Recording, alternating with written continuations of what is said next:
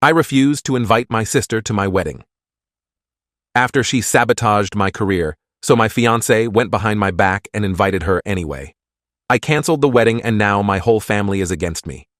I, 32M, have been engaged to my fiancée Sarah, 30F, for about 6 months now. We've been together for 4 years and we're planning to get married next month. However, some recent events have thrown everything into chaos. Some background. I have a younger sister, Emily, 29F, who I haven't spoken to in over 8 years. Growing up, Emily and I never got along. Our parents always tried to force us to be close, but we just clashed constantly. She was extremely competitive and always trying to one-up me in everything. It started when we were kids. I remember when I was 10 and Emily was 7, I won a spelling bee at school.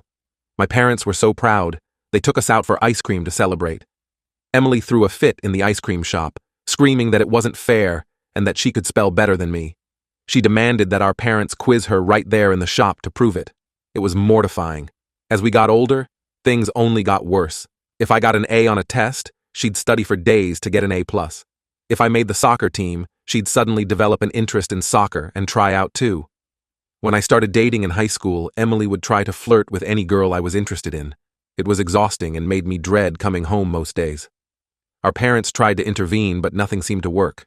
They sent us to family therapy when I was 16 and Emily was 13, but Emily refused to participate, just sitting silently through the sessions. The therapist eventually told our parents that she couldn't help if Emily wasn't willing to engage. Things came to a head when we were in our early 20s. I had just graduated college and landed my dream job at a prestigious tech company. It was an incredible opportunity, great salary, amazing benefits, and a chance to work on cutting-edge projects. I was over the moon. Emily was still in college at the time, struggling to figure out her career path. She'd changed majors 3 times already and was on academic probation. When I told my family about the job offer over dinner, Emily completely lost it. She started screaming at me, accusing me of always overshadowing her and ruining her life. She said things like, "You always have to be the golden child, don't you?" And, "Why don't you just die so I can finally have a chance to shine?" My parents tried to calm her down, but she was inconsolable. She stormed out of the house, slamming the door so hard a picture fell off the wall and shattered. Later that night, I overheard Emily on the phone with one of her friends, saying she was going to get revenge on me and knock me down a peg. I didn't think much of it at the time. Emily had always been dramatic and made empty threats when she was upset. But a few days later, as I was getting ready to start my new job, I got a call from HR saying they were rescinding the offer. Apparently, someone had sent them a bunch of fake emails from an account in my name, filled with racist and sexist comments. There were also fake social media posts they'd been sent, showing me saying horrible things. I was devastated and knew immediately it had to be Emily's doing. She was the only one who had the motive and who knew enough details about my new job to pull this off. When I confronted her, she denied it at first. But eventually she broke down and admitted she had created the fake accounts to sabotage my job offer. She said she just wanted me to fail at something for once, and that she was tired of living in my shadow. She seemed almost proud of what she'd done, like she'd finally beaten me at something. I was furious and heartbroken that my own sister would do something so cruel. This wasn't just sibling rivalry anymore. She had actively tried to destroy my career and reputation. I told her I never wanted to see or speak to her again and moved out that same day. I crashed on a friend's couch for a few weeks while I figured out my next steps. In the 8 years since then, I've had 0 contact with Emily. My parents still see her occasionally, but they know better than to bring her up around me. It took a lot of work to rebuild my career after that setback. I had to take a much lower-paying job at first and slowly work my way back up. But I've worked hard to build a good life for myself. I now have a great career at another tech company, amazing friends, and of course, Sarah. I met Sarah about 4 years ago through a mutual friend. We hit it off immediately. She was smart, funny, and incredibly kind. On our 3rd date, I opened up to her about the situation with Emily. Sarah was sympathetic and understanding, saying that family can be complicated and that she respected my decision to cut contact. When Sarah and I got engaged 6 months ago, I made it very clear that Emily was not to be invited to the wedding under any circumstances. Sarah seemed understanding at first, but as we got deeper into the wedding planning, she started pushing back. She kept saying things like, "But she's your sister, and don't you think it's time to forgive and move on?" I shut it down every time, telling Sarah this wasn't up for discussion. I explained that having Emily there would ruin what's supposed to be the happiest day of our lives. Just the thought of seeing her makes my stomach churn. Sarah would usually drop it after I explained, but I could tell she wasn't happy about it. Last week, Sarah and I had a huge fight about it. We were going over the guest list when she brought up Emily again. This time, she wouldn't let it go. She accused me of being stubborn and said I was punishing Emily for a mistake she made years ago. I tried explaining again how much Emily's betrayal had hurt me, but Sarah just wasn't getting it. She even had the nerve to suggest that maybe Emily had changed and deserved another chance. I asked her how she'd feel if someone had deliberately tried to ruin her career and reputation. Sarah said she'd be hurt too, but that family was too important to cut off forever. I lost my temper at that point. I told Sarah that Emily wasn't just family. She was someone who had tried to destroy my life out of pure jealousy and spite. I said that if Sarah couldn't respect my feelings on this, maybe we needed to rethink getting married. Sarah looked shocked. I don't think she expected me to push back so hard. I told her point blank that if she invited Emily behind my back, the wedding was off. Things have been tense between us ever since. Sarah's been giving me the cold shoulder and making passive-aggressive comments. Some of our mutual friends have taken her side, saying I'm being unreasonable and that weddings are about bringing families together. But they don't understand the depth of hurt and betrayal I've experienced. I love Sarah, and the thought of calling off the wedding breaks my heart. But I also can't imagine having to see Emily on what's supposed to be the happiest day of my life. Just thinking about her being there makes me feel sick to my stomach.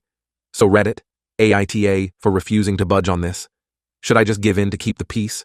Or stand my ground even if it means potentially losing Sarah? I'm really torn and could use some outside perspective. Update 1.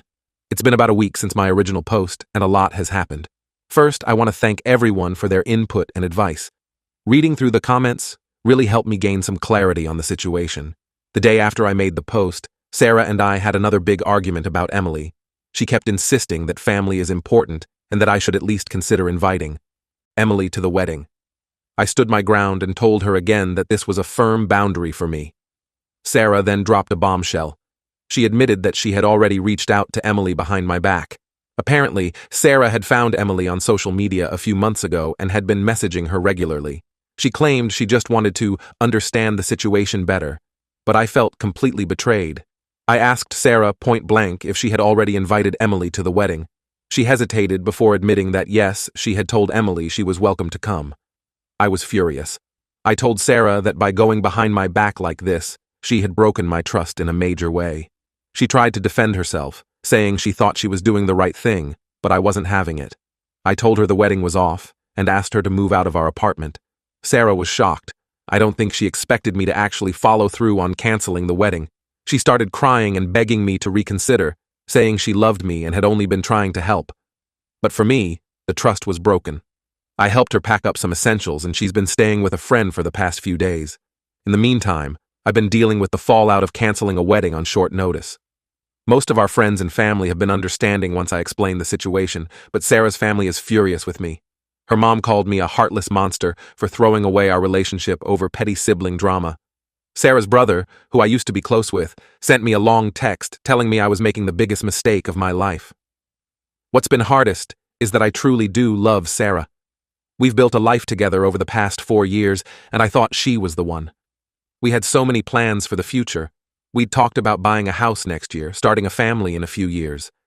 Now all of that is gone. I've been replaying our relationship in my head, wondering if there were signs I missed.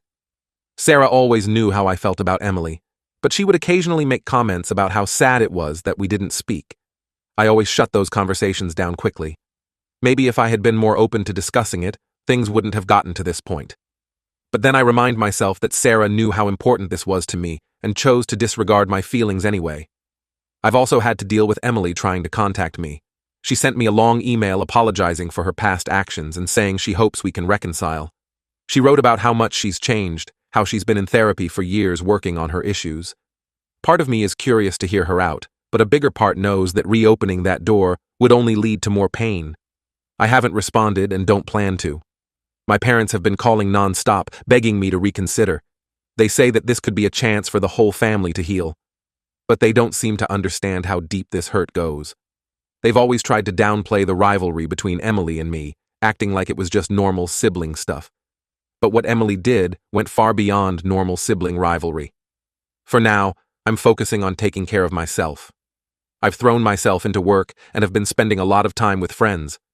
It's not easy. I keep expecting to see Sarah when I come home or wake up reaching for her in bed. But I know I made the right choice in standing up for myself. I deserve a partner who respects my boundaries and doesn't try to force a relationship with someone who hurt me so deeply. I'm not sure what the future holds.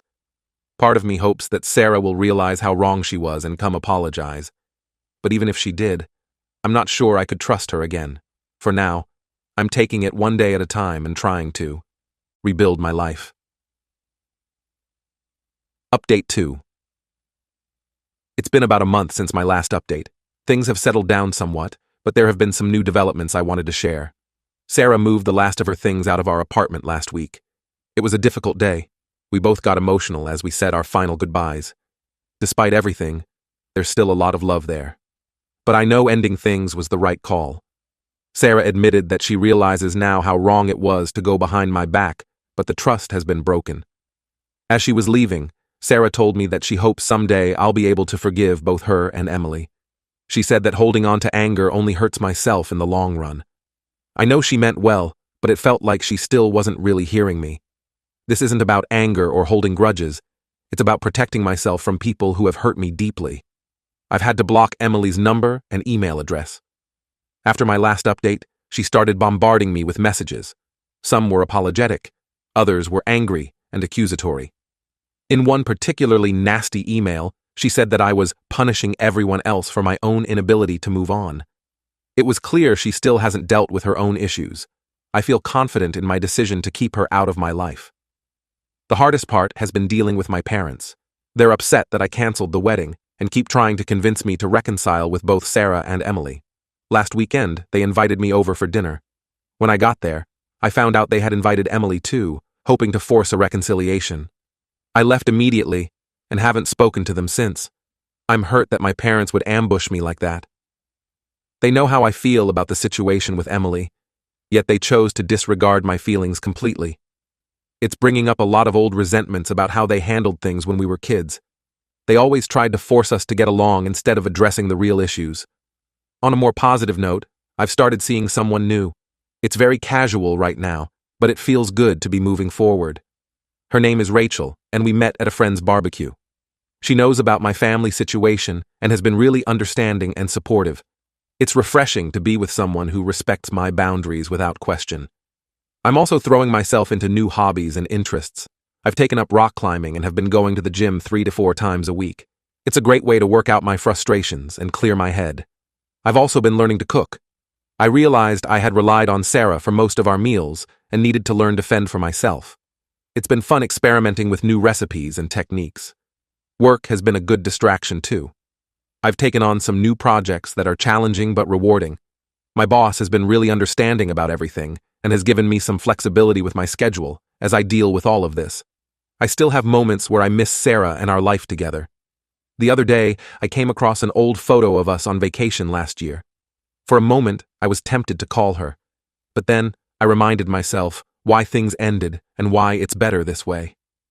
As for Emily, I still have no desire to reconcile. Some people have suggested that I should at least hear her out, see if she's really changed. But I'm not willing to risk opening myself up to that pain again. Maybe someday far in the future I'll feel differently, but for now, I'm at peace with my decision. Overall, while this has been an incredibly difficult time, I feel like I'm coming out the other side stronger. I'm proud of myself for standing my ground and not compromising on my principles. I know there will still be tough days ahead, but I'm cautiously optimistic about the future.